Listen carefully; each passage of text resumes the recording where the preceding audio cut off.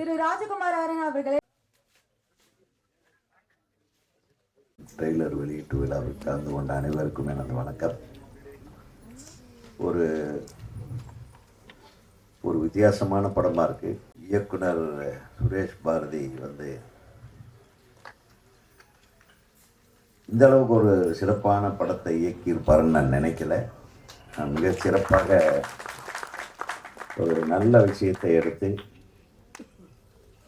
அவருடைய பல நாள் கனவு இயக்குனராக வேண்டும் என்று பல ஆண்டுகளாக போராடி ஒரு சாதாரண கொத்தனாராக இருந்தவர் அவர். அங்கே கொத்தனார்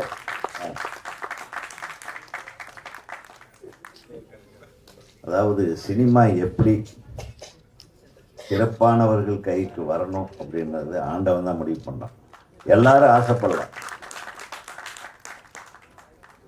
அண்ணே, நான் கொத்தனாராக நான் வேலை செஞ்சுட்டு இருந்த டைம்லேருந்து உங்கள் மாதிரி ஆட்களோட படமெல்லாம் பார்த்து நான் ஒரு இயக்குனர் ஆகணும்னு ஒரு வெறியிலே இன்னைக்கு வரையிலும் கஷ்டப்பட்டு இந்த படத்தை கொண்டு வந்து சேர்த்துருக்கேன். அதுக்கு உதவிய தயாரிப்பாளர்களுக்கு தான் நம்ம முதல்ல நன்றி செலுத்தணும். ஏன்னா எல்லாம் தமிழ் அறிஞர்களாக இருக்காங்க, ஆசிரியர்களாக இருக்காங்க. ஆசிரியர்களது குடும்பம், அந்த கடைக்குட்டி மகிழினி, சாரதா மேடம்.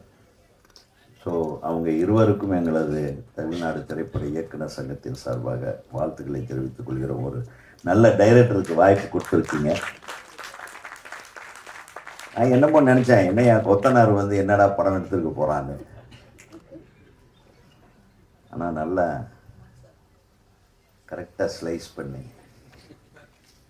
எந்த கல்லை எங்கே வைக்கணும், எந்த கலவையை எப்படி போடணும்,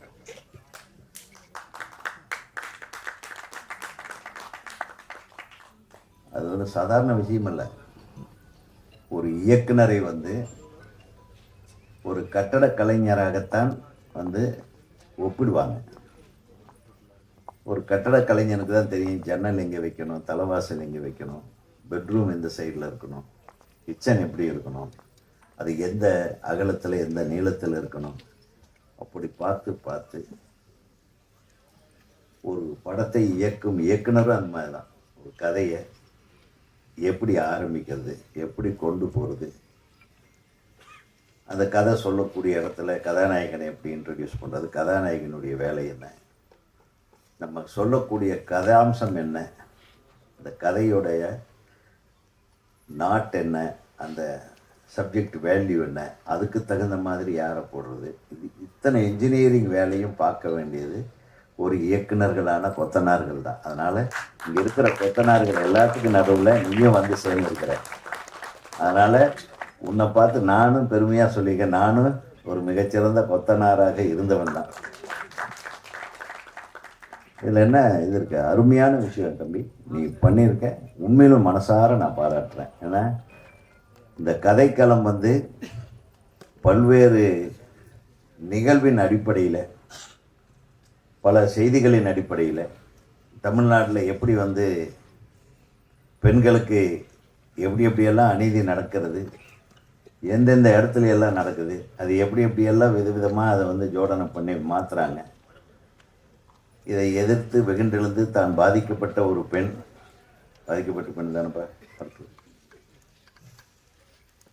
எப்படி ஒவ்வொருத்தரையும் அவள் களை எடுக்கிறான்றது தான் இந்த வீர தமிழச்சியோட கதையாக இருக்கும்னு நான் நம்புகிறேன்.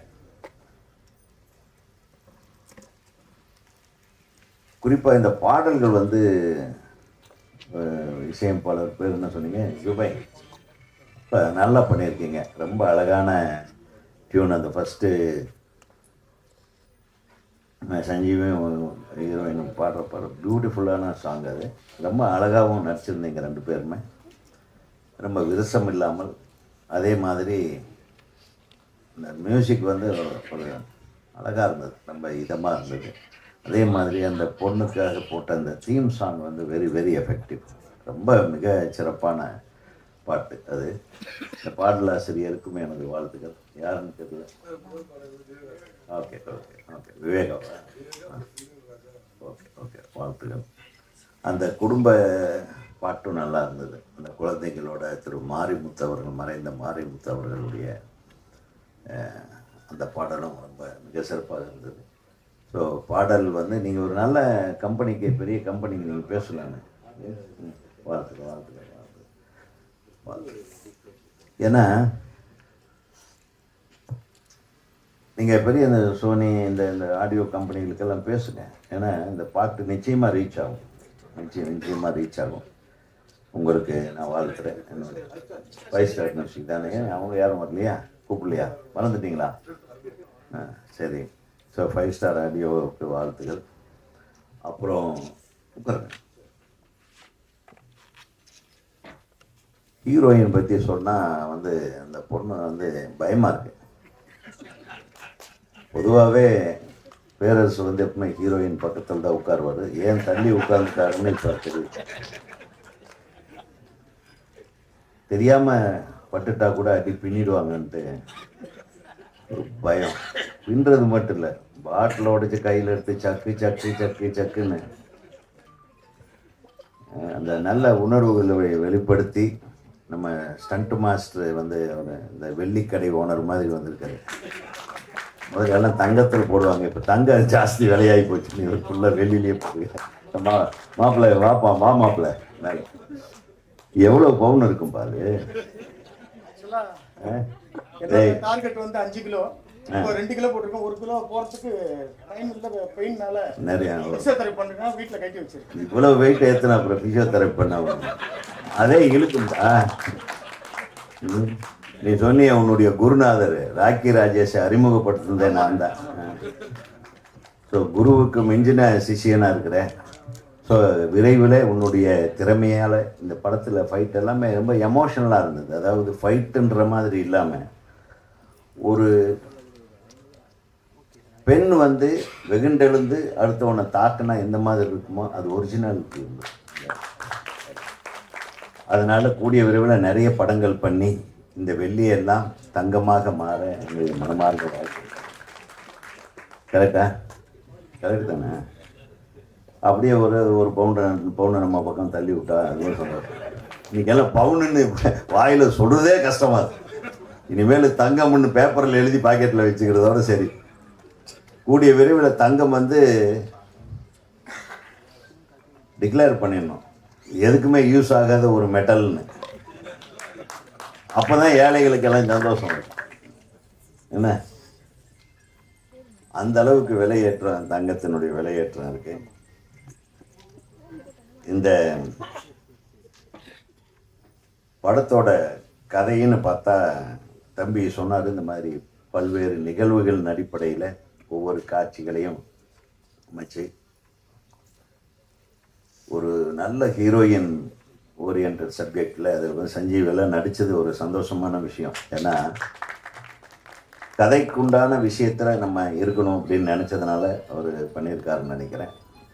சஞ்சீவ் இவரை மிகச்சிறந்த ஒரு நடிகர். அவர் அசால்ட்டாக நடிச்சிருக்காரு. அப்படியே அந்த டுவேட்டு கூட ரொம்ப அழகாக அந்த ஆக்ஷன்ஸ் எல்லாம்.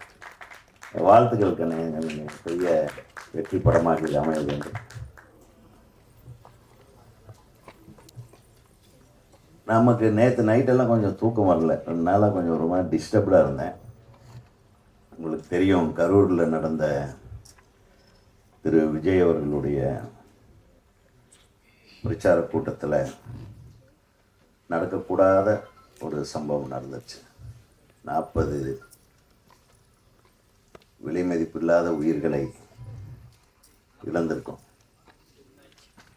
41. இதில் நம்ம சொல்கிறது கருத்தை பதிவு பண்ணுறதுன்னு இன்னும் அதுக்காக நான் சொல்லலை. பொதுவாகவே அரசியல் கூட்டங்களுக்கு போகும்போது குழந்தைங்களெல்லாம் கூட்டிகிட்டு போகாதீங்க.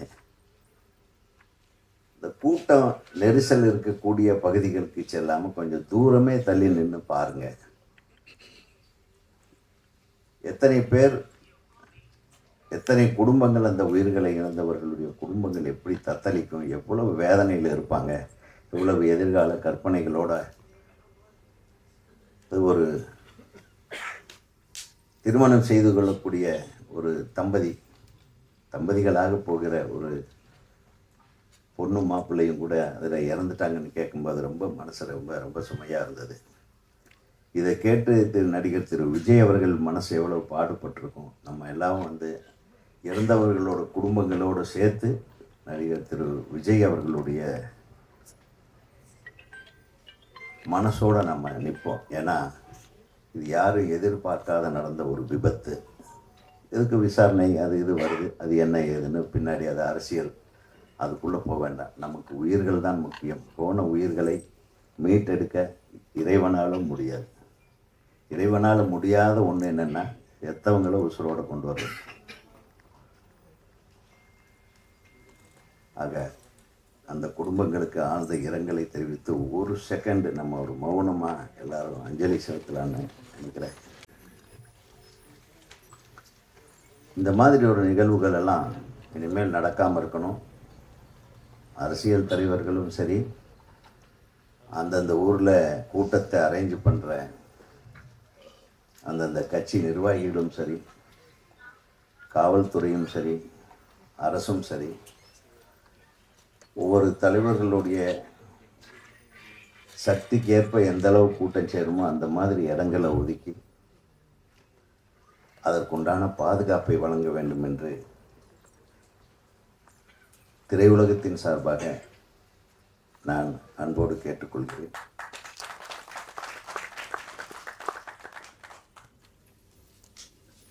இந்த வீரத்தமிழச்சி படம் ட்ரெய்லர் பார்த்த உடனே எனக்கு ஒரு ஃபீல் வந்தது. இந்த படத்துக்கு நிறைய தியேட்டர்கள் கிடைக்கணும். இன்றைக்கி தியேட்டர்கள் கிடைக்கிறது கஷ்டம்தான். ஒரு நல்ல வியாபார நுணுக்கங்கள் தெரிந்த, இந்த தியேட்டரை பிடிக்க வல்லமை படைத்த ஒரு டிஸ்ட்ரிபியூட்டர் இதுக்கு கிடைக்கணும். கிடைச்சிச்சா? பேசிகிட்டு இருக்கீங்க. ஆக நல்ல மிகச்சிறப்பான படம். தயவு பண்ணி நீங்கள் என்ன பண்ணுங்கள், ஒரு 100 தியேட்டர் எல்லாம் கூட போகாதீங்க. ஒவ்வொரு ஏரியாவிலையும் ஒரு 10 தியேட்டர்னு போட்டால் கூட 70 தியேட்டரு 60 தியேட்டரு, இல்லைன்னா ஒரு 5 தியேட்டர்னு போட்டால் கூட ஒரு 40-50 தியேட்டரில் 3-4 காட்சிகளாக வேணும்னு கேளுங்க. இந்த 3 காட்சிகள் ஓடக்கூடிய படங்கள் மட்டும்தான் மக்கள் மத்தியில் போய் சேர்றதுக்கு ஒரு 4-5 நாள் ஆனாலும் அதுக்கப்புறம் அது வந்து மக்களுடைய அவங்களுடைய தம்பி என்னப்பா ஃபோனில் தியேட்டர் பிடிக்கிறியா?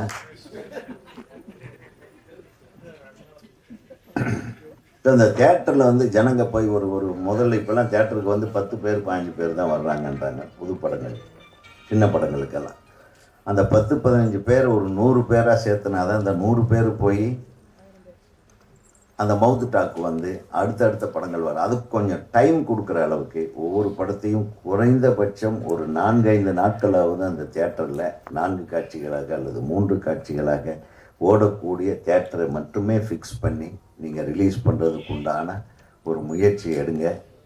தியேட்டர்காரங்கக்கிட்ட கெஞ்சி கூத்தாடியாவது அதை வாங்குங்க. அப்போ தான் இந்த மாதிரி சின்ன படங்கள், நல்ல படங்கள் மக்கள் மத்தியிலே சென்று சேரும் என்று நான் உங்களுக்கு தெரிவித்துக்கொள்ள ஆசைப்படுகிறேன். யாருக்கிட்டையும் போய் சண்டை போட முடியாது. இனிமேல்லாம் ஒரு லக்கு தான். நல்ல படம் ஓடுறதே லக்காக போச்சு. தப்பான படமெல்லாம் ஓடுறது அது லக்கா என்னன்னு தெரியல. அன்லக்கியாக கூட நல்ல இது சில படங்கள் ஓடக்கூடாத படங்கள் ஓடும், பெரிய படங்கள் சொல்லுவோம். ஆக வியாபார ரீதியாக இந்த படம் மிகப்பெரிய வெற்றியை கொடுக்க வேண்டும்.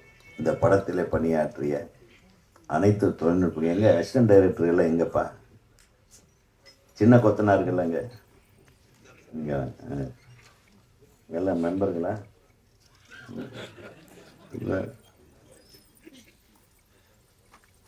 மொத்தம் உங்கள் டைரக்டர் மெம்பர் தெரியுமா? அட்வான்ஸ் எல்லாம் கட்டிட்டார் அவர்.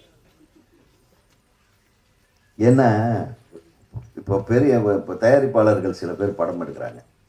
எங்களுக்கு பஞ்சாயத்து வருது, சார் எங்கள் டைரக்டர் வந்து எங்களை ஏமாற்றிட்டார் சார், இவ்வளோ நாள்னு சொல்லிட்டு இவ்வளோ விழுக்கிறார் சார், இவ்வளோ காசு கேட்குறாரு சார் அப்படின்னு எல்லாம் நம்மகிட்ட கம்ப்ளைண்ட் வரும். பார்த்தா அந்த டைரக்டர் யார்கிட்டப்போ ஒர்க் பண்ண, யார்கிட்டையும் ஒர்க் பண்ணதில்லைப்பா. இல்லைன்னா ஏதோ சொல்லுவாங்க, அப்படியா சரி நீ எந்த நம்ம யூனியனில் மெம்பர், நான் மெம்பரும் இல்லை மெம்பர், மெம்பர் இல்லாதப்போ நம்ம அவரை ஏப்பா இப்படி பண்ணலன்னு கேட்க முடியாது. புரியுதா உங்களுக்கு? ஆக குறைந்தபட்சம் எப்படி நம்ம டைரக்டர் சுரேஷ் பாரதி ரொம்ப சிரமங்களுக்கு நடுவே இந்த சினிமாவை கற்றுக்கிட்டு பண்ணாரோ, ஒரு இயக்குனராக வந்தாரோ, அதே மாதிரி உதவியாளர்கள் கூட நீங்கள் என்னதான் உதவியாளராக ஒரு படத்தில் நீங்கள் வேலை செஞ்சாலும் அது வெளி உலகத்துக்கு தெரியாது. நீங்கள் ஒரு அமைப்பில் உறுப்பினர் ஆனால் மட்டும்தான் உங்களுக்கு மரியாதை என்பதை நான் இங்கே தெரிவித்துக்கொள்ள ஆசைப்படுகிறேன். ஏன்னா நீங்கள் மார்க்கெட்டி சொல்லிக்கலாம், நான் ஒரு அசிஸ்டன்ட் டைரக்டர், நீங்கள் அசிஸ்டன்ட் டைரக்டராக ஒரு படத்தில் வேலை செஞ்சால் கூட நான் அசிஸ்டன்ட் டைரக்டர்னு நீ எப்படி சொல்ல முடியும்னா, நீங்கள் நம்ம சங்கத்தில் உறுப்பினராக ஒரு கார்டு இருந்தால் போதும். அது வெளிநாடு வரையிலும் பேசும். நீ வெளிநாட்டுக்கே படப்பிடி போகணும்னு இந்த கார்டு இல்லைன்னா போக முடியாது. அது தெரிஞ்சுக்குங்க. ஆக மொத்தம் இந்த படத்தில் பணியாற்றிய அனைத்து நடிகர் நடிகைகள், அனைத்து தொழில்நுட்ப கலைஞர்கள் அனைவருக்கும் இந்த படம் ஒரு மிகப்பெரிய உந்து சக்தியை கொடுத்து, வெற்றியை கொடுத்து, உங்களை எல்லாம் மீண்டும் மீண்டும் இந்த திரையுலகத்திலே வெற்றி படங்களை இயக்கும் இயக்குனராகவும் அதில் பணிபுரிபவர்களாகவும் நீங்கள் வலம் வர வேண்டும் என்று எல்லாம் வல்ல இறைவனை வேண்டி தமிழ்நாடு திரைப்பட இயக்குனர்கள் சங்கத்தின் சார்பாக இந்த படம் மாபெரும் வெற்றியடைய என் மனமார்ந்த வாழ்த்துக்களை தெரிவித்துக் கொள்கிறேன். நன்றி. வந்த வழக்கறிஞர் ஷீலா ஆனந்த் அவர்களை பேச அழைக்கிறேன்.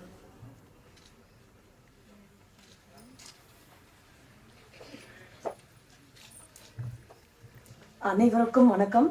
மெடையில் வீட்டிற்கும் வணக்கம். இந்த படத்துக்கும் எனக்கும் மிக நெருங்கிய ஒரு தொடர்பு இருக்கு. ஏன்னா சுரேஷ் பாரதி சார் எனக்கு அது கொஞ்சம் வருஷமா எனக்கு தெரியும். முதல்ல ஒரு அட்வொகேட்டா அவர் நிறைய இதில் என்னை பார்க்கும்போது நீங்கள் ரொம்ப போல்டாக இருக்கீங்க அப்படின்னு சொல்லுவாங்க. இந்த படம் எடுக்கிறதுக்கு முன்னாடி என்னையே தான் கேட்டாங்க, நீங்கள் இந்த ரோல் பண்ணுறீங்களா, கண்டிப்பாக இது உங்களுக்கு நல்ல ஆப்டாக இருக்கும் அப்படின்னு சொல்லிட்டு. சில காரணங்கள்னால அது பண்ண முடியாமல் போச்சு. இது பார்க்கும்போது தான் எனக்கு ஐயோ ஆதங்கம் வருது, மிஸ் பண்ணிட்டோமோ அப்படின்னு சொல்லிட்டு.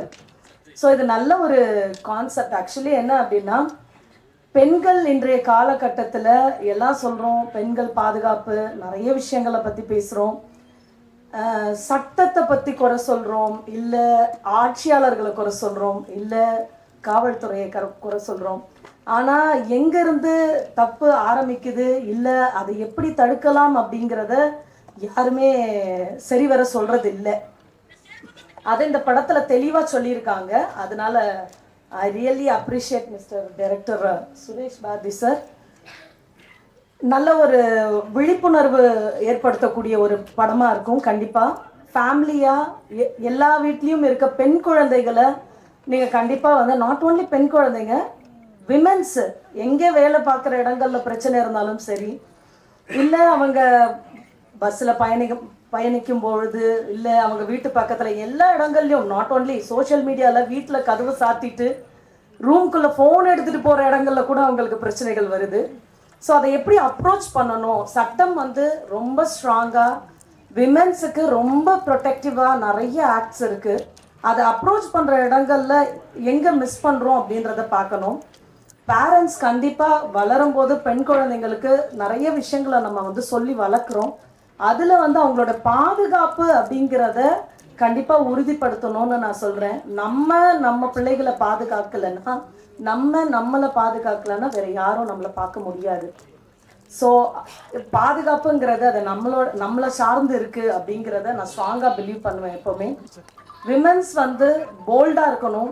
போல்டு இன் த சென்ஸ், இப்போ இங்கே படத்தில் பார்க்குற மாதிரி அடி உருட்டு நிறைய பேர் அடி வாங்கினா அது ஒரு பார்ட்டாக இருந்தாலும், ஜோக்ஸ் அப்பார்ட், ஒரு பிரச்சனை உங்களுக்கு நடக்குது அப்படின்னா அதை அட்ரஸ் பண்ணுற இடத்துல கொஞ்சம் கரெக்டாக போகணும்னு நான் நினைக்கிறேன். ஏன்னா நீங்கள் மறைக்கிற ஒரு விஷயமோ, இல்லை அதை கடந்து நமக்கு எதுக்கு நம்ம அசிங்கப்பட்டுருவோமோன்னு கடந்து செல்லும் பொழுது அது அந்த தவறை இழைக்கிறவர்களுக்கு ஒரு பெரிய ஒரு கவசம் மாதிரியும், இன்னொரு இடத்துல அது தவறு பண்ணுறதுக்கு ஒரு பெரிய வாய்ப்பாகவும் அமையுது. ஸோ அதனால இன்னொரு இடத்துல அவங்க தப்பு பண்ணக்கூடாது அப்படின்னா அதை நீங்கள் போல்டாக கொண்டு போய் அப்ரோச் பண்ணி காவல் நிலையத்திலையோ இல்லை நீதிமன்றத்திலையோ அணுகி அதற்குண்டான நடவடிக்கைகளை எடுக்கணும் அப்படிங்கிறத நான் கேட்டுக்கிறேன். அதே போல் வந்துட்டு இப்போ நிறைய விஷயங்கள் வந்து போக்சோ கேஸ் எல்லாம் இப்போ நிறைய போக்சோ பற்றியெல்லாம் விழிப்புணர்வு நிறைய இருந்தாலும் நிறைய தவறுகளும் நடந்துகிட்டே தான் இருக்குது. இதில் ஒரு விஷயம் இங்கே பதிவு பண்ணுறது என்ன அப்படின்னா, போக்சோங்கிறது இப்போ இருக்கிற சின்ன குழந்தைங்களுக்கு மட்டும் இல்லை. அவங்க வந்து சின்ன வயசில் பிரச்சனை அனுபவிச்சிருந்தா கூட அதை இப்போ இந்த ஏஜில் கூட அட்ரஸ் பண்ணலாம் அப்படின்னு சொல்லி ஒரு சுப்ரீம் கோர்ட் ஆர்டர் ஒன்று இருக்குது.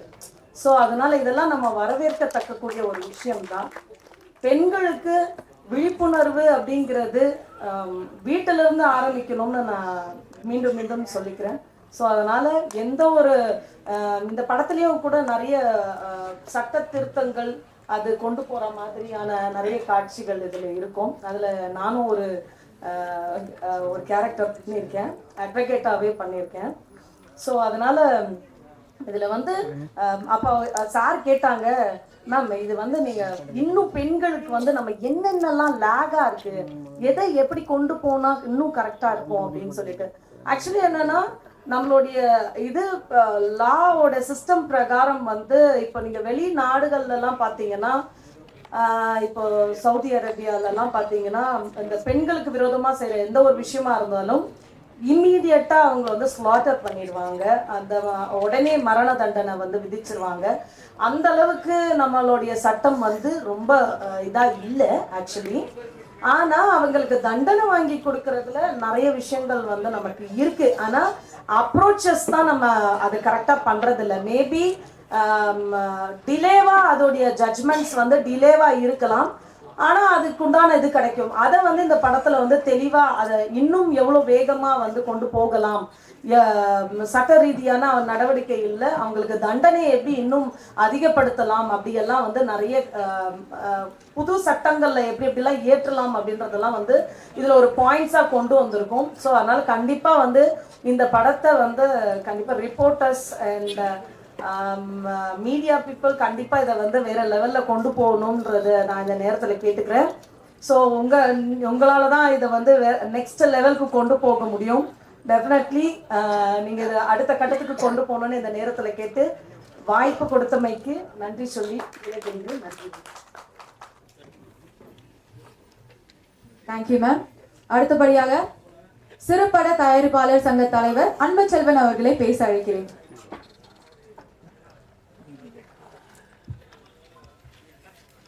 வணக்கம். வந்திருக்க மீடியா நண்பர் அவர்களுக்கும் என்னுடைய பணிவான வணக்கம் தெரிவிச்சுக்கிறேன். மேடைக்கு அனைத்து டைரக்டர் ஜாம்பவான் எல்லாருக்குமே என்னுடைய பணிவான வணக்கம் தெரிவிச்சுக்கிறேன். வீர தமிழச்சி அப்படின்னா இந்தியாவிலேயே உலகத்துக்கே தெரிஞ்ச ஒரே பேர் வீர தமிழச்சின்னா தமிழ்நாடு ஒன்று தான், அது எல்லாருக்குமே தெரியும். அது அவ்வளோ அருமையாக இடத்துல நம்ம மணிவண்ணன் சார், டைரக்டர் என்ன பாரு சுரேஷ் பாரு, ஏன்னா ரொம்ப நாளாகி போச்சு. Producer Nityanand sir. ஏன்னா இப்போ எல்லாருமே டேரக்டர் பற்றி பேசினாங்க, நான் ப்ரொடியூசரை பற்றி பேசணும்ல, உண்மை தானே. ஏன்னா ஒரு ப்ரொடியூசர் இல்லைன்னா சினிமாவே இல்லை அப்படிங்கிறது எல்லா நேரில் இருக்கிற டேரக்டர் சொல்லுங்க. ஏன்னா ஒரு ப்ரொடியூசர் இருந்தால் தான் டேரக்டர் ஆக முடியும், டேரக்டருக்கு அப்புறம் தான் எல்லா டீம்ஸும் வர முடியும். வீர தமிழிசை பொறுத்தவரைக்கும் என்ன சொல்லணும்னா,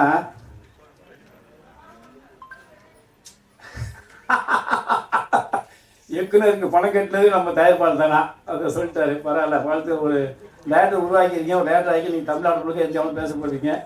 ஏன்னா ரொம்ப கஷ்டப்பட்டு எடுத்துருக்காங்க. ஏன்னா அந்த படம் ஒரு 3 மாதம் முன்னே வெளியே வரணும். ஏன் அதை மணிவண்ணன் சார் பேசுகிறேன்னா, ஒரு சினிமா அவர் வந்து ஆக்சுவலாக ஒரு கவர்மெண்ட் ஸ்டாஃபாக இருந்தாலும் ஒரு படம் எடுக்கணும் எப்படியாவது சாதிக்கணும். ஏன்னா மனசு சொல்லுவாங்க, காக்கிக்கும் தன் குஞ்சு பண்ணுவேன், அவங்க மனசு ஒரு எண்ணம் இருக்கும். ஓப்பனாக சொல்லணும்னா அந்த படம் எப்படியா வர வேண்டியது, ரொம்ப கஷ்டப்பட்டு கோடி கணக்கில் செலவு பண்ணி அவங்க மனைவி குழந்தை எல்லாரும் கொண்டு வந்து நீங்கள் ஃபங்க்ஷன் வச்சாங்க. தயவு செய்து சொல்கிறேன், நீங்கள் மீடியா எல்லாருமே படத்தை கொண்டு போய் சேருங்க. ஏன்னா ஒவ்வொரு படமும் ஓடும் போதெல்லாம் தேட்டரில் ஓடணும், இது ஜெயிக்கணும் ஜெயிக்கணும் ஜெயிக்கணும் கட்டும்போது ரொம்ப மனசு வேதனையோடு தான் பேசுகிறேன். தயவு செய்து மீடியாவில் இப்போ நிகில்முருகன், அது நிகில்முருகன் தான் அதுக்கு பிஆர்ஓ கலைமாமணி நிகில்முருகன் நான் சொல்லிட்டேன். ஏன்னா நிகில்முருகனால ஃபங்க்ஷனால எல்லா மீடியா வந்துடும். தயவு செய்து இந்த படத்தை ஓட வைங்க. எக்காரத்தை கொண்டு வெள்ளி சனி ஞாயிறு 3 நாள் எக்காரத்தில் படத்தை கண்டென்ட் வந்து நல்லா இருக்க நல்லா போய் தேட்டரில் இருந்து டிவி மட்டும் போடாதீங்க. என்னோட பணிவான வனத்தை கேட்டுக்கிறேன். ஏன்னா படம் பார்க்கறதுக்கு முன்னே எல்லாமே உள்ளே போனேன். ஏன்னா காலைல 9 மணி ஷோ கொடுக்குறாங்க, இல்லை நைட்டு 11 மணி ஷோ கொடுக்குறாங்க, இல்லைன்னா ஷோவை கேன்சல் பண்ணிடுறாங்க. நிறைய சொல்லி சொல்லி மன உளைச்சல் தான் உங்களுக்கு நான் பேசுகிறேன். தயவு செய்து இந்த வீரத்தமிழ் பாடத்தை வந்து வெற்றி பெற செய்யுங்க. பாருங்கள், எல்லோரும் வந்து கடலூர், அவங்க கடலூர் ஃபேமிலி வந்து சொல்லி பண்ணியிருக்காங்க. நான் ஏன்னா நிறையா பேசணும் ஆசை இருக்குது, மேலே நிறையா பேர் இருக்காங்க, டைம் போயிட்டே இருக்குது. தயவு செய்து சொல்கிறேன், இருக்கிற மீடியாவை நான் வந்து எப்போதும் சில சமயம் ஒவ்வொரு சத்தம் கூட திட்டுவேன். இப்போ கூட நிறைய சந்தர்ப்பம் சொன்னாங்க 10 பேர் யூடியூப்ல தான் பற்றி கெடுக்கிறாங்கன்னு. தயவு செய்து உங்களோட குடும்பம் உங்கள் ஃபேமிலியெல்லாம் நல்லா இருக்கணும். மீண்டும் மேலும் நீங்கள் மேலே சக்ஸஸ் ஆகணும். உங்களோட டேரக்டர் கமலா இந்த ஸ்டேஜில் நீங்களும் மேலே ஏறி வந்து பேசணும். நீங்களும் ஒரு டேரக்டர் ஆகணும், நீங்களும் ஒரு ப்ரொடியூசர் ஆகணும், நீங்களும் டிசைன் ஆகணும். ஏன்னா எனக்கு எவ்வளோ தான் பேச ஒரு எண்ணம்லாம் இருக்குது. என்ன காரணம், எவ்வளோ சண்டை போட்டு வந்துட்டேன். தயவு செய்து இதுலேருந்து எல்லாருமே இந்த வீர தமிழச்சிலேருந்து எல்லா படத்தையும் வெற்றி பெற செய்யுங்க. அதிக நேரம் இல்லை, கோச்சிக்காதீங்க, நீங்களும் மேலே வரணும். ஏன்னா நான் வந்து ஒரு டேரக்டர் கொத்தனாக இருந்தாங்க. நான் சித்தால வேலை செஞ்சேன், நடுவு நாட்டை எப்படி வயலாக செஞ்சேன், அல்பருக்கு போயிருக்கேன், நடுவு கலைப்பறிக்க போயிருக்கேன், கதிர இருக்க போயிருக்கேன், நெல் முடுத்துக்கு போயிருக்கேன். அப்போ அந்த சைக்கிளே நெல் முட்டை கொண்டு அப்போலாம் வந்து மாட்டு வண்டி தான் சேத்துல மாட்டிக்கும். அதனால் சைக்கிளை வச்சு நான் தள்ளிட்டு இருந்திருக்கோம். இப்போல்லாம் கஷ்டப்பட்டு தான் நீங்கள் உங்களுக்கு நிற்கிறேன். அன்றைக்கி 35 வருஷம் கழிச்சு வந்து என்னை பற்றி ஃபுல்லாக சரணஸ் பேச வரைக்கும் பேச வரைக்கும். ஏன்னா இன்றைக்கி 41 பேர் இன்றைக்கி தமிழ்நாட்டை அப்படியே எப்படி பேசவே வரல. நல்லா அழுது பேட்டியை கொடுத்துருக்கேன், நல்லா வந்துடும். என்ன காரணம், இது வரையும் ஒரு இதில் ஒரு பூகாமும் ஒரு மழை வெள்ளம் புயல் இப்படி தான் மக்கள் சாவாங்க. ஒரு பொதுக்கூட்டத்தில் அண்ணாவுடைய சாவுக்கு மட்டும்தான் செத்தாங்க. ஆனால் இன்றைக்கி ஒரு பொதுக்கூட்டம் 41 பேர் இறந்துருக்காங்க. அதெல்லாம் வந்து மாற்றணும், அதெல்லாம் அரசியல் பேசக்கூடாது. தயவு செய்து இந்த வீரத்தமிழ் படத்தை சக்ஸஸ் பண்ணுங்கள், அந்த தயாரிப்பாளர்களை காப்பாற்றுங்க. ஏன்னா எனக்கு மனசு நிறைய வேதனை இருந்தாலும் சிறப்பு தேர்வை எல்லாரும் காப்பாற்றுங்க. தயவு செய்து எக்காரணத்தோடு சிறு படத்துக்கு எந்த சூழ்நிலையிலையும் நீங்கள் வீரர்ஸை கண்டு இதை போட்டு பேச வேணாம். பப்ளிஷர் மட்டும் பண்ணுங்க, மக்கள் பார்த்து முடிவு பண்ணிட்டோம். நன்றி, வணக்கம். Thank you sir. அடுத்தபடியாக இயக்குனர் சரவண சுப்பையா அவர்களை பேச அழைக்கிறேன்.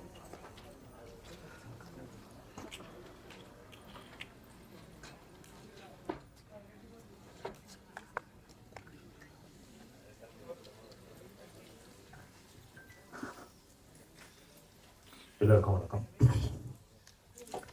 ரசிகர்கள் எல்லாருக்கும் நான் வந்து ஃபர்ஸ்ட் வெல்கம் பண்ண தயாராக அந்த பட குழு சார்பாக வீரம்னு படம் வந்திருக்கு, தமிழ்னு படம் வந்திருக்கு, தமிழ்னு படம் வந்திருக்கு. இது வந்து தமிழச்சின்னு ஒரு படம் வந்திருக்கு. இது வீர தமிழச்சி. ஒரு நல்ல டைட்டில். ஒரு டைட்டில் பொதுவாக அந்த காலத்தில் கதை சொல்லிட்டு இருக்கோம், இப்போ கதை சொல்கிறோம். முக்கியமான ஒருத்தரை ஏற்கனவே சொல்லிட்டாரு அன்பன்.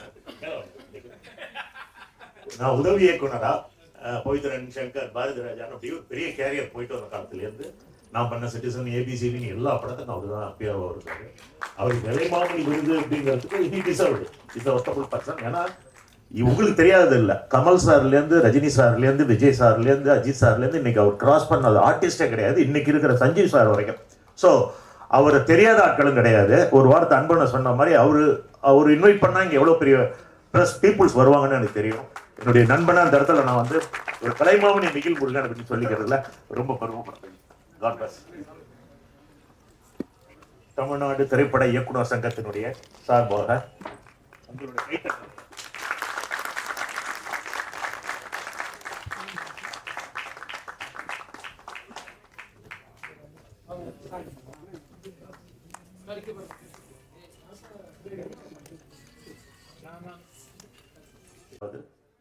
கீழே இருந்தாங்கன்னா இடம் ஸ்டேஜில் இடம் இருந்துச்சுன்னா வந்து தயவுசெய்து உட்காருங்க. அவங்களுக்கான ஒரு ரெக்கக்னேஷன் கிடைக்கட்டும். அவங்களையும் நான் வந்து வரவேற்கிறேன். தமிழ் அப்படிங்கிற ஒரு வார்த்தையே வந்து வேர்ல்டுலேயே எங்கேயுமே இல்லாத ஒரு யூனிக்கான லெட்டர். அந்த கிராமர் இருக்குல்ல, தா மீ எழு. தா அப்படிங்கிறது ஒரு உயிர் எழுத்து, மீங்கிறது மெய்யெழுத்து. ஒரு ஆண் தா அப்பா ஒரு கிட்டத்தட்ட அந்த தமிழுக்குள்ள வந்து ஒரு பெரிய ரகசியமே இருக்கு. அப்போ தமிழ்லேருந்து வர்ற ஜீன்ஸ் இருக்குல்ல, அவங்கள்ட்ட இயற்கையாகவே அவங்க பிளட்ல வந்து ஒரு ஃபயர் இருக்கும், ஒரு எமோஷனல் இருக்கும், ஒரு வெஞ்சன்ஸ் இருக்கும். அது வந்து நம்ம நிறைய எபிக்ஸில் பார்த்துருக்கோம், இதிகாசங்களில் படிச்சிருக்கோம், நிறைய விஷயங்களை பார்த்துருக்கோம். இந்த படத்தில் இப்போ நம்ம பார்க்குறோம். ஒரு பெண் வந்து தன்னுடைய வெஞ்சன்ஸ் எடுத்துக்கிறாங்க, வன்முறை ரிவெஞ்ச் பண்ணுறாங்க அப்படிங்கிற மாதிரியான ஒரு கண்டென்ட்ல டைரக்டர் பண்ணியிருக்காரு. டைரக்டரை பொறுத்தவரையில் அவர் இதுக்கு முன்னாடி என்ன வேலை பார்த்தார் அப்படின்னா எல்லாருமே, ஈவன் பாரதிராஜா சார் சின்னசாமியா இருக்கிறப்போ சாண்ட் இன்ஸ்பெக்டரா இருந்திருக்காரு, பெட்ரோல் பங்க்ல வேலை பார்த்திருக்காரு. அதன் பின்புதான் அவர் வந்து இமயம். ஸோ எல்லாருக்கும் வர்றதுக்கு முன்னாடி ஒரு பேர் இருந்திருக்கும், வந்து தன்னை நிரூபிச்சதுக்கு அப்புறம் அவங்களுடைய லைஃப் ஸ்டைல் வந்து மாறி இருக்கும். அதுக்கு நிறைய எடுத்துக்க. நானே ப்ரொஃபஸராக தான் இருக்கேன். இங்கே வர்றதுக்கு முன்னாடி நான் ஃபிசிக்ஸ் மாஸ்டராக தான் இருந்தேன், எம்எஸ்சி முடிச்சுட்டு. அதனால அண்டு படத்தில் வந்து சில விஷயங்கள் சொல்லப்பட்டிருக்கு. லாயர் பேசினாங்க, இந்த மாதிரி போக்சோ வரைக்கும் இன்னைக்கு வந்திருக்கு அப்படின்னு. நம்ம தான் நம்ம வீட்டில் பிள்ளைங்களை கைட் பண்ணணும். இந்த படத்தில் வந்து ஒரு அபியூஸ், அது சைல்டு அபியூஸா அல்லது ஒரு பெண்ணுக்கு இழைக்கப்பட்ட கொடுமையா என்ன அப்படின்னு தெரியல. பட் கிட்டத்தட்ட சஞ்சீவ் வந்த அந்த போர்ஷன்ல அந்த பையனை வந்து அவ்வளவு அழகா அந்த கேமராமேன் காமிச்சிருக்காரு. ரொம்ப நல்ல சாங் அது. இது எப்படின்னு நான் உங்களோட ஏற்கனவே ஒர்க் பண்ணியிருக்கேன். என் படம் நீங்கள் பண்ணியிருக்கீங்க, நம்ம மோகன்ஜி படம். ஸோ இந்த படத்துலேயும் ஆஸ் யூஷுவல் மாண்டேஜஸ், பச்சை கிளிகள் தோளோட மாதிரி அழகான ஒரு மாண்டேஜஸ் வந்து பிக்சரைசேஷன் பண்ணி நமக்கு ப்ரெசென்ட் பண்ணியிருக்காங்க. ஓவரால் கண்டென்ட்டு டைரக்டர் வந்து சுரேஷ் பாரதி. நம்ம பாரதி ராஜா சார் வந்து புதுமை பெண் அப்படின்னு ஒரு படம் பண்ணார். இங்கே நான் அதை மென்ஷன் பண்ண விரும்புகிறேன். அந்த படம் வந்து ஒரு உமன்ஸ்க்கான ஒரு ரெவல்யூஷன் ஃபிலிம். ஒரு விமன் தன்னை ப்ரொடெக்ட் பண்ணிக்கிறதுக்காக 2 கேரக்டர் அதில் வந்து எஸ்டாப்ளிஷ் பண்ணியிருப்பாரு. ஒரு பக்கம் ரேவதி, ஒரு பக்கம் கண்ணு இல்லாத இன்னொரு கேர்ள். அதில் ஒரு கிரைம் இருக்கும், ஒரு இன்வெஸ்டிகேஷன் இருக்கும், ஒரு கமர்ஷியல் ஐட்டம்ஸ் எல்லாமே இருக்கும். அதை மீறி அஸ் எ டைரக்டராக வந்து அன்னைக்கு அவருக்கு இருந்த இமேஜுக்கு அவர் வந்து சொசைட்டிக்கு சொல்ல வேண்டிய விஷயத்த ரொம்ப ஸ்ட்ராங்காக சொல்லியிருப்பார். அதனால அந்த படத்துக்கு பேர் புதுமை பெண். அன்னைக்கு வந்து கவர்மெண்ட் வந்து அதுக்கு டாக்ஸ் ஃப்ரீ கொடுத்தது. வீரத்தமிழச்சி இந்த டீம் என்டையரா, இந்த ப்ரொடியூசர்ஸ் வந்து இந்த மாதிரி என்ன வியாபார ரீதியா ஒரு கமர்ஷியல் ஃபிலிம் பண்ணிட்டு போகாம இந்த மாதிரியான ஒரு கண்டென்ட் எடுத்து பண்ணிட்டு இருக்க அந்த ப்ரொடியூசர் வந்து பெரிய வெற்றி பெறணும். தொடர்ந்து நிறைய படங்கள் வந்து அவர் தயாரிக்கணும், இயக்குநர்களை அறிமுகப்படுத்தணும். ஒரு சில விஷயங்கள் மட்டும்தான் நான் ஷேர் பண்ண விரும்புகிறேன். லாயர் பேசினதுனால இப்போ எல்லா இடத்துலையும் இப்போ நமக்கு வந்து ஐபிசியில் என்ன சொல்றாங்கன்னா, சட்டம் வந்து ஒரு திறந்த புத்தகம். ஆனால் அதே சமயம் ignorance of law is not an excuse. And somebody says law not be properly educated is more than offense. சட்டம் திறந்த புத்தகம் அப்படின்னா சட்டம் தெரியாதது குற்றம், சட்டத்தை தெரிந்து கொள்ள முயற்சி செய்யாமல் இருப்பதும் ஒரு குற்றம் தான். அதாவது அதை வந்து ஒரு பேசிக் எஜுகேஷனுக்குள்ள கொண்டு வரணும் அப்படிங்கிற ஒரு ஒரு குரல் இருந்துகிட்டே இருக்கு. பட் இதெல்லாம் மீறி நீங்க இந்த படத்துல வந்து கடைசியா அம்பேத்கர் கிட்ட பேசுற மாதிரி ஒரு விஷயம் வந்து ரொம்ப பிடிச்சிருந்தது. ஏன்னா அவரே சொல்லியிருக்காரு, every 5 years once you just consider about the Indian law. அதை பத்தி நீங்க வந்து கரெக்ஷன்ஸ் பண்ணலாம் அப்படின்னு சொல்லியிருக்காரு. ஒவ்வொருத்தவங்களுக்கும் ஒரு கருத்துக்கள் இருக்கும். இந்த படம் ஒவ்வொரு சொல்ல வர விஷயம் இதுதான் அப்படின்னு உங்களுக்கு தெரியுது. பட் வயலன்ஸா இருக்கு. இவர் மாஸ்டர் வந்து ரொம்ப நல்லா ஒர்க் பண்ணியிருக்காரு. ஏன்னா ஒரு மென்னுக்கு வந்து ஃபைட் பண்றதுங்கிறது ரொம்ப ஈஸி. நம்ம வந்து ஈஸியாக அவங்களுக்கு ஒரு 2 போட்டு பண்ணலாம், இல்லை எது வேணாலும் பண்ணலாம். பட் வந்து ஒரு கேர்ள், ஒரு உமன் வந்து ஃபைட் பண்ணுறா அப்படின்னா அந்த பொண்ணுக்கு முதல்ல எந்த பாதிப்பும் வரக்கூடாது. அந்த பொண்ணு சங்கோச்சப்படாத அளவுக்கு அவளுக்கு வந்து அதை கைட் பண்ணணும், அந்த ஃபைட்டை வந்து கைட் பண்ணணும்.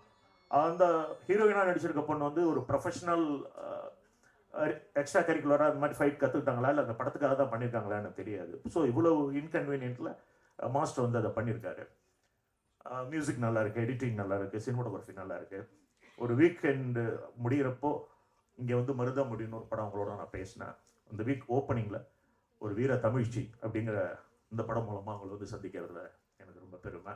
நான் இங்கே வர்றதுக்கு மிக முக்கியமான காரணம் வந்து தமிழ்நாடு திரைப்பட இயக்குனர் சங்கத்தினுடைய செயற்குழு உறுப்பினர் முக்கியமான பொறுப்பில் இருக்கக்கூடிய நம்பி, ராம்கி, என் தம்பி பிரபாகர், இன்னும் நிறைய பேர் இருக்காங்க. அவங்களாம் என்னென்ன சின்ன படங்களை ப்ரொமோட் பண்ணுவோம் சார். சின்ன படங்கள்லாம் வந்து சக்ஸஸ் ஆகட்டும். எனக்கு தெரிஞ்சு ப்ரெஸ் பீப்புள்ஸ் வந்து நம்ம சைடு, எனக்கு சவுத் இந்தியாவை பொறுத்தவரையில் தமிழ்நாட்டில் ப்ரெஸ் வந்து ரொம்ப நியூட்ரலாக இருக்குது அப்படிங்கிறத நான் வந்து கண்ணுக்கு நேராக பார்த்துட்டு இருக்கேன். சமீப காலமாக சின்ன படங்கள், கடுக்கா மாதிரி படங்கள் கூட பேசிகிட்டு இருந்தோம்.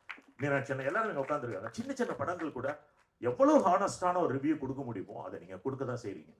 பட் பப்ளிக் வரல அப்படின்னா பப்ளிக் அந்த யங்ஸ்டர்ஸ் அட்ராக்ட் பண்ணுற மாதிரியான விஷயங்களை நம்ம வந்து உள்ளே கொண்டு வரணும் அப்படின்ற ஒரு தாட் ஒன்று இருக்குது. இதெல்லாம் வந்து மலையாள ஃபீல்டில் பெருசாக இல்லை. They are expecting only for content நல்லா இருந்தால் ஷுவராக வந்து அவங்க பார்க்குறாங்க. கொஞ்சம் கொஞ்சமாக அந்த மாதிரியான ஒரு சூழல் வந்து தமிழ் சினிமா உருவாகிட்டு இருக்கு அப்படிங்கிறது வந்து வரவேற்புக்குரியது.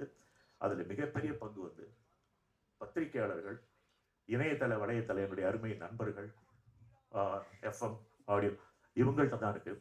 இந்த சாங்ஸ் நல்லா இருக்குது, இதை வந்து நல்லா ப்ரொமோஷன்ஸ் கொடுங்க.